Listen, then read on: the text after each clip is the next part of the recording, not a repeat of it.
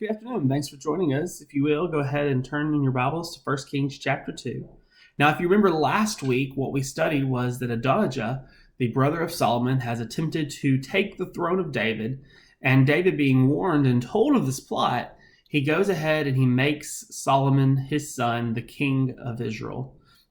He does this by allowing him to sit on his throne, by letting him ride his mule throughout the city and to proclaim throughout all the area, hey, here's Solomon, may he live forever.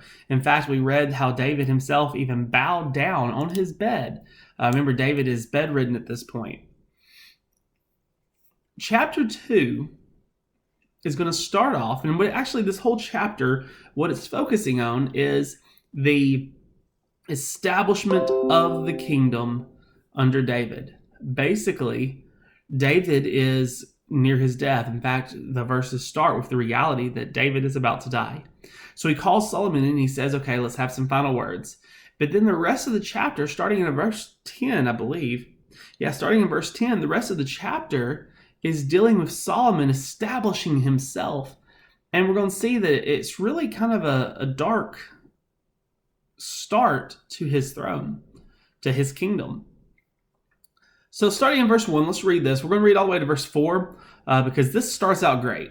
I want you to understand that this is the same concept of Deuteronomy chapter 29, verse 9. This is the idea of Joshua 24, where, Joshua says, choose you this day whom you're going to serve, but me and my house will serve the Lord. This is Moses saying, be strong and of good courage. This is the way you want a leader to talk to his successor in the first 4 verses.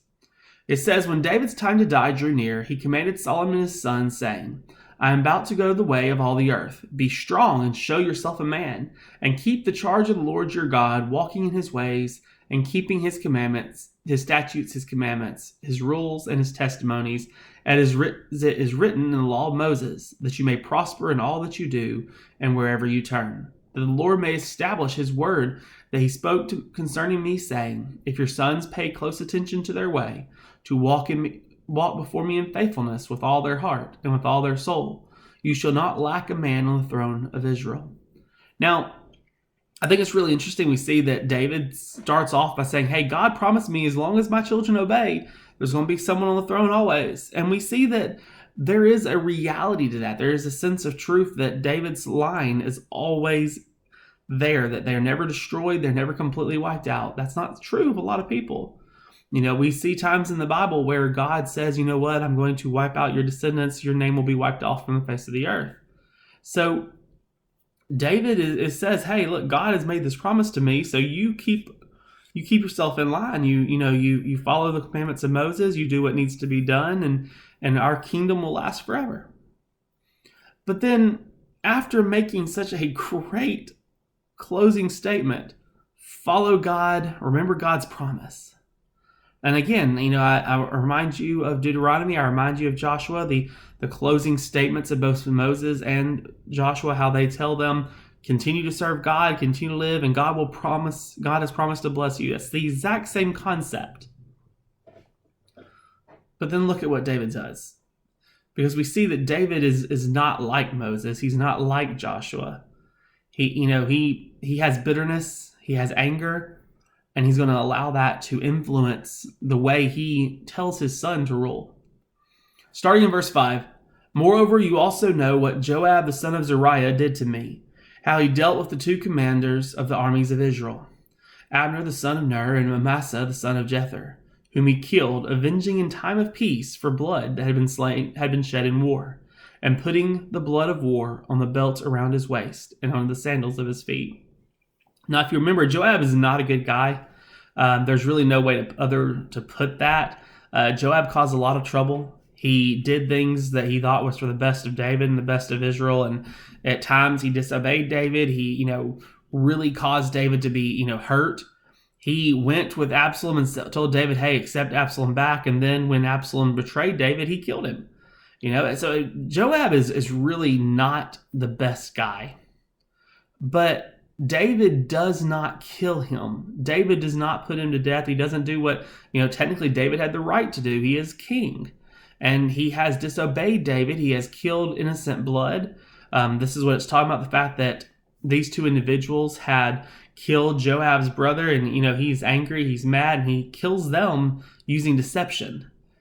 So David says, remember what he did. Don't let him get away with it. In fact, verse 6 says, act therefore according to your wisdom, but do not let his gray head go down to Sheol in peace. Now, David's about to die in peace. He's not going to die in war. He's not going to die, from some type of tragedy. He is dying an old man. And he says, don't let these people have that same pleasure of dying in their old age in peace. But deal loyally, verse 7, but deal loyally with Barzillai the Gileadite, and let him be among those who eat at your table. For such loyalty they met me when I fled from Absalom your brother. And there is also with you Shemaiah, the son of Gera, the Benjamite from Bahurim, who cursed me with a grievous curse on the day when I went to Mahanaim. But when he came down to meet me at Jordan, I swore to him by the Lord, saying, I will not put you to death with the sword. Now therefore do not hold him guiltless, for you are a wise man. You know what you ought to do to him, and you shall bring his gray head down with blood to Sheol. Now I want you to realize something here. In the first 9 verses, this is what David says. He says, serve God, be good, follow the law of Moses. Kill these 2 people. And one of these people that he says kill, he says, remember, I said I couldn't kill him, so there's nothing I can do to him. I swore before God I won't kill him, but you can. He's basically saying, loophole, I found a way to kill him and get my revenge. But if you remember the story of Shemaiah, David said it was okay that he cursed him. David said, my own son has kicked me out of the throne. Why would he not do it? He showed great love and compassion and patience when he was fleeing, and now he's so angry and bitter that he says, what? This has been years ago. This is a different whole situation, but you kill him. I said I wouldn't, but you kill him. So there's some real problems there. And again, I'm showing this to point out that David's reign is ending. Solomon's is beginning. And instead of allowing Solomon to have a fresh start and to, be clean and to, reign in such a way that, there would be peace, he's telling Solomon, I want you to start your reign by dealing with the wrongs that I suffer that I didn't get around to doing. I want you to continue on the same problems and same mess that I have. So, this is really a tragic start for Solomon. All right, starting in verse 10, we're going to read now the death of David. Then David slept with his fathers and was buried in the city of David. And the time that David reigned over Israel was 40 years. He reigned 7 years in Hebron and 33 years in Jerusalem. So Solomon sat on the throne of David his father, and his kingdom was firmly established. That firmly establishment, that deals with the reality that his brother who had tried to take the throne, that has failed. This is completely established in the hand of Solomon. No one is taking his throne from him. But then it goes on to point out that Solomon's not done with his brother. He's not happy with what his brother has done. Remember, he promised peace, and he told him, as long as you do good, as long as you live your life right, that everything will be all right. Well, David's family is full of schemers, and we're going to see that his son is still trying to take the throne. Then Adonijah, the son of Haggith, came to Bathsheba, the mother of Solomon, and she said, do you come peacefully? And he said, peacefully. Then he said, I have something to say to you. She said, speak. He said, you know that the kingdom was mine and that all of Israel fully expected me to reign. Now, this isn't true. The kingdom wasn't his. It never was meant to be his. Solomon was always supposed to be the king, and Israel gladly and willingly accepted Solomon. So he's lying. But basically, this is a woe is me. Everything was supposed to be mine, and you stole it from me.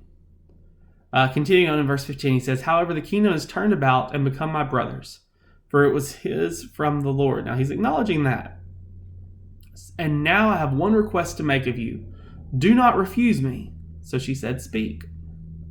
And he said, please ask King Solomon, he will not refuse you, to give me Abishag the Sumanite as my wife. And Bathsheba said, very well, I will speak for you to the king. So Bathsheba went to Solomon to speak to him on behalf of Adonijah, and the king arose to meet her and bowed down to her. Then he sat on his throne and had a seat brought for the king's mother, and she sat on his right. Then she said, I have one small request to make of you. Do not refuse me. And the king said, make your request, my mother, for I will not refuse you. Now, this is really interesting. He could have gone to the king. He could have been open and said, hey, this is what I want. Remember that David never slept with this woman. There was no, she wasn't his wife as such. She wasn't really even a concubine as far as we're able to tell. Remember, Absalom, to show that he had taken what rightfully belonged to David, he went into the concubines before all of Israel, had a gigantic tent set up, and went into David's concubines and slept with them in order to show, hey, guess what? I am greater than my father. I've taken what belongs to him. And this is what God actually said was going to happen when he slept with Bathsheba and stole her from Uriah the Hittite. God said, I'm going to punish you. What you did in secret, I'm going to do to you, but in public. So there is a sense of taking what belongs to David, and Solomon's not going to be happy with this. He's going to see the plotting that's being done underneath this small request. So verse 21, she says, let Abishag the Shunammite be given to Adonijah, your brother, as his wife. Then Solomon answered his mother, and why do you ask? Abishag the Shunammite for Adonijah. Ask for him the kingdom also. For he is my older brother, and on his side are Abiathar the priest and Joab the son of Zeruiah. Then King Solomon swore by the Lord, saying, God do so to me, and more, also if this word does not cost Adonijah his life. Now therefore, as the Lord lives, who has established me and placed me on the throne of David my father, and who has made me a house, as he has promised, Adonijah shall be put to death today. So King Solomon sent to Benaiah the son of Jehoiada, and he struck him down, and he died. And to Abiathar the priest, the king said, Go to Anathoth, to your estate, for you deserve death. But I will not at this time put you to death, because you carried the ark of the Lord God before David my father, and because you shared in my father's affliction. So Solomon expelled Abiathar from being priest of the Lord, thus fulfilling the word of the Lord that had been spoken concerning the house of Eli in Shiloh. Now, if you remember, Eli's sons were wicked. They were corrupt people. And God spoke to Eli and said, look, your children will be removed. Your house will die. Remember, I mentioned earlier that some lines, they're ended. Well, Eli is one of those lines. His whole family is struck down because of what he did, because of the way he lived his life in terms of raising his children. Well, this is the final section of that, and now Solomon has removed him from being the priest, so his line will never again be priest. Now, I want us to consider for a moment what's going on here, going back to Adonijah. He had the priest, he had the captain of the guard, the general of David's armies, and he wants to take the last woman to share a bed with David. Now, again, there was nothing sexual going on. We talked about that last week. But to the people, it would look like he had taken all these things, that he had basically taken what was his father's. He had the support of the military, he had the support of the priesthood, and now he's taken his father's last, physical attachment.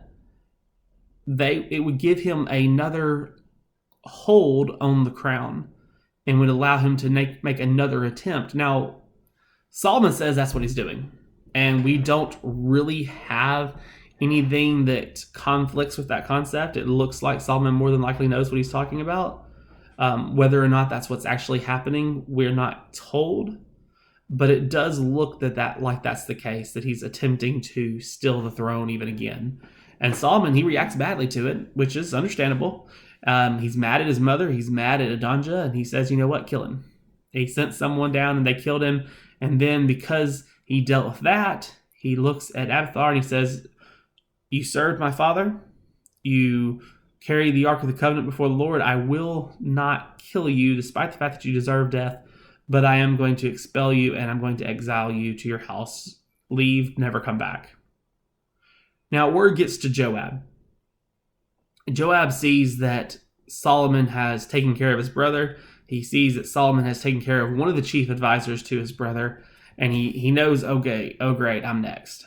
So in verse 28, when the news came to Joab, for Joab had supported Adonijah, although he had not supported Absalom, Joab fled to the tent of the Lord and caught hold of the horns of the altar. Now, we talked about this. The reality is that if you grab hold of these horns, you're saying, God have mercy, God have grace upon me. And typically this was to prevent someone from being killed after they had committed a crime. Under the pagan religion, it was any crime. Under God's law, it was unintentional death. This would be someone who didn't mean to do something, but an accident occurred, and they would say, grace of God, and then they had the cities they could run to. So Joab really doesn't fall under this category, which is why we see what Solomon's going to do here. But it's interesting that a man who has lived his life in such a bloody fashion, goes and says, God will have mercy for me. I killed all these people, but God won't let me die. So we get to verse 29, and it says, and when it was told King Solomon, as Joab has fled to the tent of the Lord, and behold, he is beside the altar, Solomon sent Benaiah, the son of Jehoiada, saying, go, strike him down. So Benaiah came to the tent of the Lord and said to him, the king commands, come out. But he said, no, I will die here. Then Benaiah brought the king word again, saying, thus saith Joab, and thus he answered me. And the king replied to him, do as he said, strike him down and bury him, and thus take away from me and from my father's house the guilt of the blood that Joab shed without cause. The Lord will bring back his bloody deeds on his own head, because without the knowledge of my father David, he attacked and killed with the sword 2 men more righteous and better than himself, Abner the son of Ner, commander of the army of Israel, and Amasa the son of Jether, commander of the army of Judah. So shall their blood come back on the head of Joab and on the head of his descendants forever. But for David and his descendants in the house and for his throne there shall be peace from the Lord forevermore. Then Benaiah the son of Jehoiada went up and struck him down and put him to death, and he was buried in his own house in the wilderness. The king put Benaiah the son of Jehoiada over the armies in place of Joab, and the king put Zadok the priest in place of Abiathar. Then the king sent and summoned Shemaiah and said to him, build yourself a house in Jerusalem and dwell there, and do not go out from there to any place whatever. And so we see, let's just stop for a second and think about this. David dies. He tells him, take care of these 2 individuals for me. But remember Benaiah, he did me a great good service, and Solomon's doing that. He's now placed him as being the, commander of the army. He says, take care of these 2 people. And we see that Solomon immediately, now he doesn't do it at first. In fact, he's provoked by his brother, but he has his brother put to death. He takes the priest that supported his brother and he exiles him. And then he has Joab put to death. And it's almost like, well, while I'm doing all this, let's go ahead and deal with the last person my dad mentioned.